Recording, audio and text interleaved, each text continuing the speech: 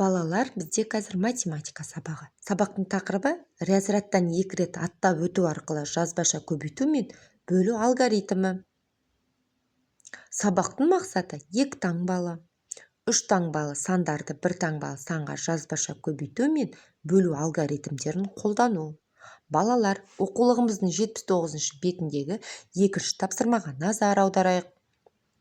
Яғни балалар, көбейту қалай орындалғанына қара. 165 санын 3-ке көбейту кереккен. Бірінші көбейткішім 165, екінші көбейткішім 3. Баған түрінде көбейтудің белгісін қойып, сызғышты пайдаланып, қарындашпен астын сызамын. Енді балалар, көбейткен кезде бірліктен бастап көбейтемін. Енді балалар, 3 пен 5-тің көбейтіндісі 15, яғни 1 ондық 5 бірлік. Бірлігін 5-ті жазамын, 1 ондығы ойында сақтаймын. Келесі ондықпен көбейтемін. 6 мен 3-тің көбейтіндісі 18. Оған 1 ондықты қосамын, яғни 19 болды. Тағы да 9-ын жазамын, 1-ін ойыма сақтап қаламын. Келесі жүздікпен көбейтемін. 3 пен 1-дің көбейтіндісі 3, ойдағы 1-ді қосамын, 4 болды. Енді 4-ті жүздіктің астына жазамын. Сонда 495 екен балалар. Яғни 165-ті 3-ке көбейтсем 495 екен. Енді бөлу қалай орындалғанына қара. 495-ті бөлу керек 3-ке.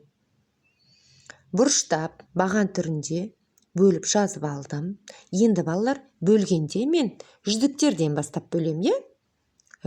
Жоғары толымсыз разрядтан, яғни жүздіктен бастап бөлемін. 4-ті 3-ке бөлемін.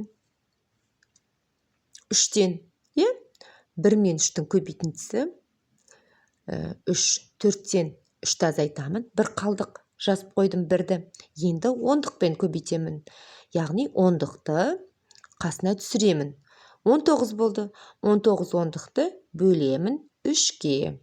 Болады 6-дан. 6 мен 3-тің көбейтіндісі 18. 19-дан 18-ді азайтамын. Тағы 1 қалдық. Енді қасына бірлікті, яғни 5-ті түсіремін. 15 болды.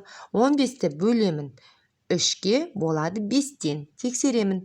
5 пен 3-тің көбейтіндісі 15. 15-тен 15-ті азайтамын. 0. 495-ті 3-ке бөлсем 165 шығады екен. Міне балалар, 2 разрядтан аттап өту арқылы жазбаша көбейту және бөлу.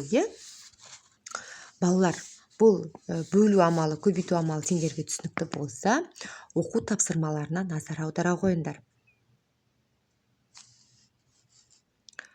1 наурыз күн атауын жазамын. 11 санын барлық талаптарға сай жазып шығамын. 1 санын балалар. Әдемілеп, барлық талаптарға сай жазып шығамын.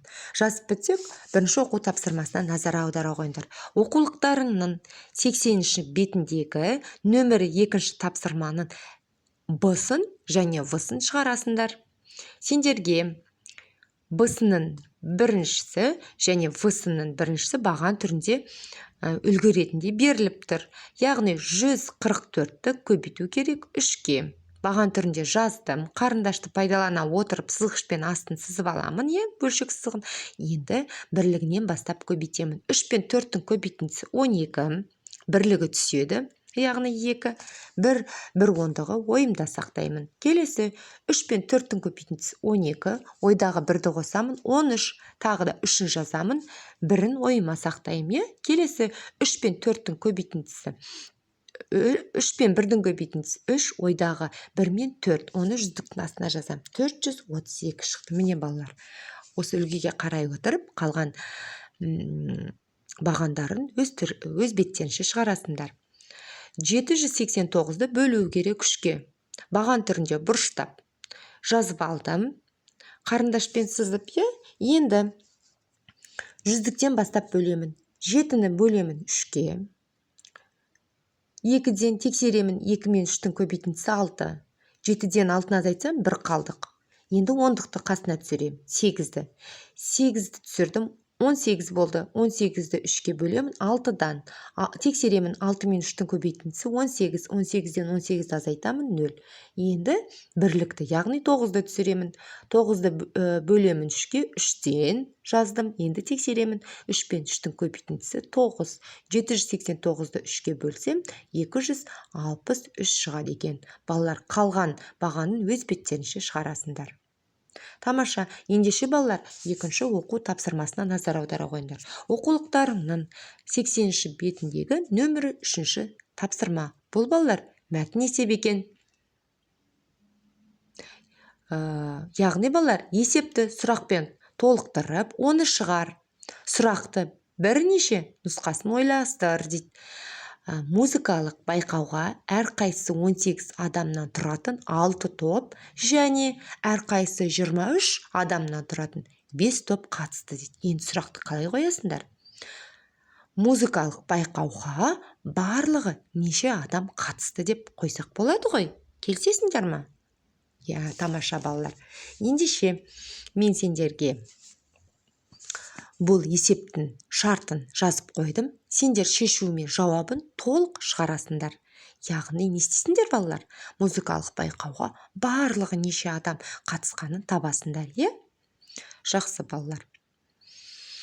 Сабағымыздың соңында математика сабағына кері байланыс жазуды беруді ұмытпаймыз. Үшлеп белгісін жазып жібергендерін, маған бәрі түсінікті болды дегендерін, бірлеп белгісін, бір сұрақ белгісін жазғандарын, әлде де сұрағым бар дегендерін, сұрақ белгісін жазғандарын, әлде де көмекті қажет етем дегендерін. Балалар, келесі сабаққа дайындалуды ұмытпаймыз.